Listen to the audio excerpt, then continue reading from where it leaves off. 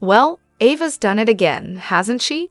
Another life ruined, another person pushed off a ledge, and somehow she walks away scot-free. What a missed opportunity for Nicholas to make a grand return and actually testify about Ava's pattern of tossing pregnant girls off ledges. You'd think that might have gotten some attention, but no, Ava's too good at playing the victim. She wasn't sorry when it was Esma, and she's definitely not sorry now that it's Chrissy. She only feels bad for herself, because, naturally, that's all that matters to her. And let's not forget how Rick once again swoops in to protect her, ensuring she doesn't have to face any consequences for the wreckage she's caused. It's like everyone else is cleaning up her mess while she skips along, completely unscathed. Avery, please. That kid deserves a lot better than Ava. She barely even remembers she has a daughter. Avery asks for Pilar and Carly far more than she ever asks for her own mother. But surprise, surprise, Ava's not going to prison. Of course not. It's just a tragic accident. Never mind that Kristina's life could have been totally different if Ava had just, not shoved her. But no, Ava's all clear, and now Kristina's the one who needs to grow up. Sonny should just stop coddling her, right? Because in Ava's world, she's the one who deserves to be babied. Since Ava's free, Sonny will have to take matters into his own hands. He'll make sure Ava's life is as miserable as possible, and he won't care who gets caught in the crossfire. As for Portia, she should be the one behind bars for what she did to Heather. I mean, let's be real. Portia's probably got more tricks up her sleeve for Brad too. If you're Brad, you better watch out. She's got her eye on advancing you, and she doesn't play nice. And then, there's TJ and Lucas. Oh, we know what's coming there. They'll probably end up letting off some steam in that steam room. Wink, wink. Totally kidding. As for Molly and TJ, I've got a theory about that baby. You remember the first surrogate? Yeah, I don't buy that miscarriage story. I think she lied, got too attached to the pregnancy, and just couldn't bear to give the baby up. You watch, something's still going on there. Honestly though, what's up with Brad's return? Sure, Ava's a disaster, but why bring Brad back and kill off Sam? Makes no sense. But hey, we know who Ava is at this point, right? She didn't push Kristina. Kristina ran her mouth, went to Ava's, and freaked out. When Ava reached for her arm, that's when Kristina lost it. Ava didn't push her. It was an accident. A stupid, avoidable accident. If Kristina had just used her brain for once. Let's just put this nonsense to bed, shall we? But hey, at least Ava's not guilty. She didn't push that brat, Kristina. That's all that matters, right? Hello everyone, welcome back to my channel, Messy Syrup. It's me, Abby, here. I hope everyone is having a wonderful day. Keep watching, so let's dive into today's video. Kristina really needs to stop blaming Ava for everything and finally own up to her part in the whole baby fiasco. It's time to let it go, seriously. As for Molly, it's high time she puts some distance between herself and that drama magnet of a sister. And Brad? Oh, don't even get me started. That guy is a walking disaster, and yet somehow, he keeps skating by without facing any real consequences for all the nonsense he's pulled. If the writers even think about putting him back with Lucas, I will lose it. Stella really gave Portia a reality check today, didn't she? Told her exactly what everyone else was too afraid to say. Portia was way out of line. Honestly, I wish Brad had turned her in. She's been meddling in his personal business and judging him like she's perfect. Newsflash. Portia lied to Curtis and Taggart for 2 decades, then went ahead and messed with a patient's medical records. Honestly, how is she still allowed to practice medicine? As for Ava, I'm actually on her side here. Kristina marched right up to Ava, started a confrontation, and then tripped over her own baggage, literally. Now everyone wants Ava to be the villain? Please, Kristina should be looking in the mirror. And don't even get me started on Sonny. The guy kills a cop, and just waltzes away like nothing happened. Ava didn't owe anyone the truth about the meds Valentin gave Sunny. She had enough to deal with. And please, writers, do not mess with TG's character. I'm getting major something's off vibes, and I'm worried they're setting him up to be involved with Lucas. Are we really going down the bisexual route, just like Kristina? It's giving me major déjà vu, and not in a good way. Unpopular opinion, I know, but I actually hope Brad gets a chance to redeem himself. Let him try to be a better person. And because I'm a sucker for romance, maybe, just maybe, he and Lucas can find their way back to each other. A girl can dream, right? Kristina is so extra right now. Like, it was an accident, but she's acting like the world's against her. Sure, it could have been avoided if she hadn't gone to see Ava in the first place, but apparently, accountability is a foreign concept to her at this point. Honestly, I think the jury nailed it. It was an accident. I'm not exactly Team Ava, but Kristina tripping and falling? That was pure accident. As for Brad, can we just agree that he needs to stay out of Lucas's life? That's my 2 cents. Kristina's being set up to follow in Sunny's footsteps. Her anger? That's only going to fuel the fire. And yes, the surrogate lied and kept the baby. But by the time that all unravels, TJ will probably be in another relationship. Classic. On top of that, I'm getting serious vibes that something might spark between Molly and Officer Heller. They've been spending way too much time together for it to be coincidence. And honestly, Ava's kind of responsible for her own mess. If Kristina hadn't tripped over that bag and fallen out the window, Ava wouldn't have gotten framed. Oh, and Molly? Of course, she took it out on Ava because of her breakup with TJ. Knew that was coming. And just when you think things couldn't get worse, Brad's back. Ugh. Is this the first time in history they've skipped a Thanksgiving episode? For those hoping for the usual Quartermain chaos, get ready for a letdown. Next week's spoilers reveal that instead of Thanksgiving, we'll be getting a Q's Christmas party. I can't remember a single year where they just skipped Thanksgiving. Sure, it's disappointing since it's been a long-running tradition, but honestly, it makes sense given Sam's death right before the holiday. In the past, the Kias would gather for Thanksgiving no matter how much family drama was brewing, but this year it just wouldn't feel right. With Danny, Rocco, Dante, and especially Scout still reeling from the loss, it's hard to imagine a festive turkey dinner. And with all the tension between Drew, Michael, and Willow, plus the drama with Drew and Jason, Cody, and Sasha, let's just say it would have been an awkward holiday to script, to say the least. Maybe the Kios will have better luck with a turkey at Christmas? Next year, Thanksgiving is probably back on, but don't expect the Christmas party to be any smoother. With the fallout between Willow, Drew, and Michael, it looks like this family gathering might turn into another hot mess. Kristina as the new mob boss. Now that is a twist no one saw coming, and honestly, I'm loving it. After all, what's more fitting for her than a little pain, a sprinkle of guilt, and of course, the old-school mob blood running through her veins? I'm totally here for it. Honestly, since the legendary Faith Evans, I haven't been this excited about a female mob boss.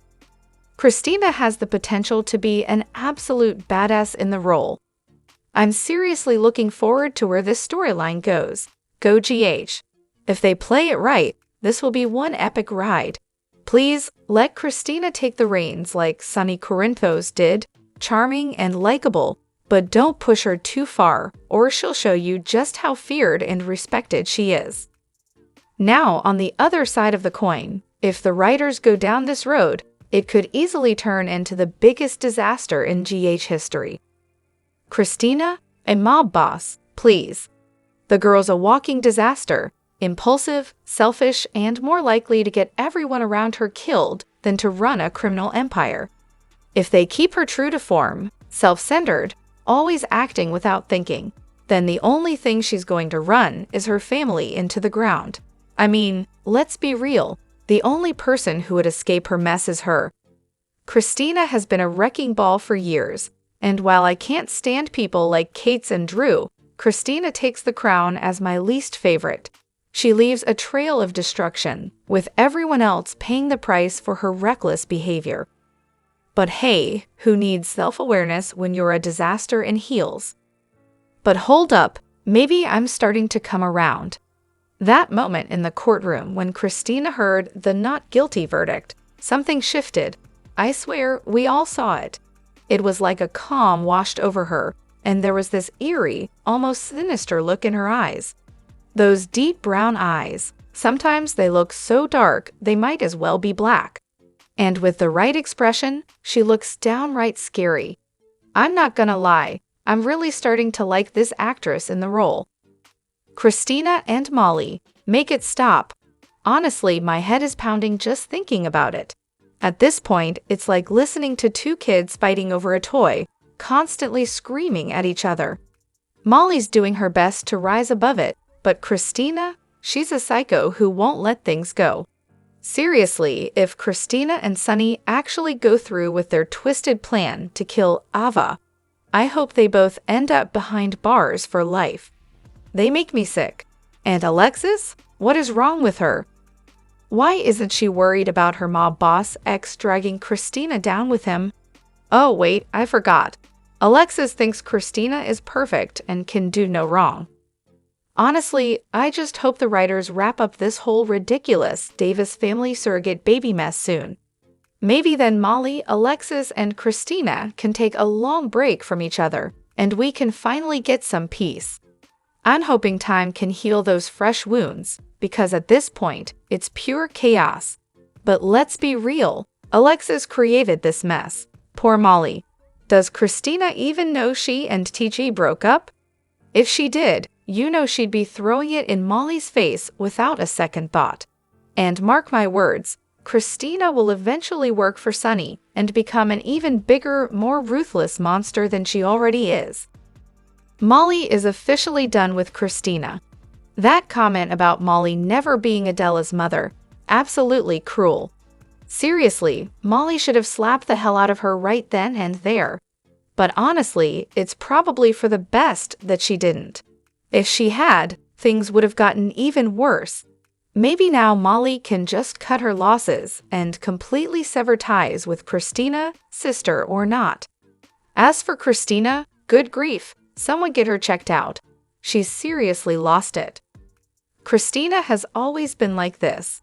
She refused to give Molly and TJ her baby, and let's not forget, she's the reason the baby is gone in the first place. That whole stunt with Ava, Kristina's fault. She went over there, flipped out, and ended up going out the window. Classic Kristina. Now, Kristina and TJ are mad because Molly doesn't share their feelings. They're upset because she won't conform to their emotional drama. Honestly, Molly needs to just move on from both of them. She also really needs to find her own place and get the heck out of her mom's house. No more living with that toxic environment, especially with Kristina lurking around. Kristina is a total you-know-what. And if that wasn't enough, Kristina's now planning to ask her dear old mobster daddy if she can be the one to take out Ava. With how Sonny's been acting lately, he might actually say yes. After all, he doesn't need Jason anymore. He's got Kristina, his very own future hit woman. It's all just ridiculous. Sonny spent years keeping his kids out of his shady business, but now he's got Kristina gunning for people and Michael helping cover up Jagger's murder. Before we know it, Dante will be quitting the police force and joining the family business too. It's like watching a bad mob movie unfold. TJ and Lucas, what's going on? So TJ and Lucas, is this the beginning of something new? Are they about to embark on some whirlwind romance? Or is this just a friendship waiting to happen? Honestly, who knows? Given how General Hospital has handled long-term same-sex relationships in the past, I wouldn't be betting on a deep, heartfelt love story here. Let's be real, GH has a terrible track record when it comes to writing these kinds of relationships. A man who came out as gay as a teenager, and another who's been straight as an arrow his whole life. Yeah, that sounds like the setup for a solid, long-lasting relationship, if you believe in fairy tales. But hey, they are colleagues, so maybe they'll start as friends. But that's still a pretty important dynamic for the show to explore. Friendship can be just as rich as romance when done right. Now, for the real fun, Brad. I'm sure he's going to get way too excited about the idea of TJ and Lucas getting close, assuming it's more than just a budding friendship. Picture this. Some awkward mix-up at a symposium where Brad catches TJ leaving Lucas' hotel room in the morning. Classic. That'll probably send Brad off on a misguided hookup, which, of course, follows him all the way back to Port Charles. And just to add a cherry on top of this already messy situation, that hookup, it's someone from Lucas' past in Seattle. Because nothing says GH drama like dragging in old flames for the ride. So yeah, if you're hoping for a meaningful relationship between TJ and Lucas, I wouldn't hold your breath. But the chaos? That's coming for sure. Where exactly did Carly hide the bug? I don't know what kind of bug it is, but it must be some top-tier equipment if they can listen in on his phone conversations. I was watching Carly like a hawk, and honestly, I have no idea how she managed to do it. She was quick, but I didn't see her touch anything. Did anyone else catch that? Oh, it was so under his desk while he was busy pouring her water. Real groundbreaking move, right? That's why I'm sure he'll figure out it was her in no time. Oh, Carly. Why did she even go along with Anna's plan? If she just said no, she could have gone to Brennan herself and begged him to help find Charlotte so they could bring her home. If Brennan told her he had no clue where she was and couldn't do anything, Carly should have taken that at face value and moved on. But no, I really wanted to see the sparks fly between her and Brennan. A slow burn would have been way more satisfying. It's honestly baffling how everyone in Port Charles loses their brains when they're around Anna. Why do they let her manipulate them like this? They've seen her do it before, getting what she wants while others get burned. Peter, Valentine, just to name a couple. It's like she always comes up with some grand scheme, and it blows up in her face or leaves a mess behind. And half the time, she's proven completely wrong about everything. But hey, let's keep falling for it, right? So it looks like the big storyline on the show is going to be Sasha and Brooklyn both getting pregnant at the same time. Because, of course, why not throw that into the mix, right? Either Sasha's baby will tragically disappear in a dramatic twist, leaving Brooklyn to carry on with her pregnancy, or, even better, Brooklyn's baby will need a marrow transplant, or plot twist number 2, Chase gets shot and dies, leaving Brooklyn alone and pregnant, raising their baby all by her lonesome. Oh, and by the way, if Josh is actually leaving the show, which who knows at this point, that could definitely be the way to go. But hold your horses, maybe Sasha is the only one who ends up pregnant after all. Because honestly, it seems like Brooklyn's big drama is going to be all about Gio and whatever mess is brewing with him, Chase, and possibly a few others. Just a thought. In the last few weeks, we've learned that Brooklyn, Cody, and Dante all went to camp together. Yes, really, let's all just take a moment to imagine that. Apparently, it was a boys' camp and girls' camp situation. Because why not add a little bit of summer camp drama to the mix? Anyway, Dante casually told Cody that Lulu really isn't a fan of Brooklyn, since back in the day, you know, that mythical time in their youth. Brooklyn allegedly tried to seduce Dante when he was dating Lulu. Just another fun layer of nostalgia for you. Cody even made a little comment about Brooklyn still carrying a torch for Dante. But Dante was quick to shut that down, claiming that Brooklyn wasn't trying to rehash the whole fling from, 10 years ago? As if we didn't know it probably went down at camp. Now, here's the fun part. There are two main theories floating around. One is that Dante's the dad, and the other is that Cody is. But honestly, can we just figure out how old these people were when this whole camp romance allegedly happened? Because, let's be real, this would have gone down over 20 years ago. So we're really getting into some mind-bending time travel territory here. Drop your thoughts in the comment section below. Do you agree or disagree? Don't forget to like, subscribe, and hit the notification bell for more updates. Your opinions matter, and I will see you in the next video. Thank you.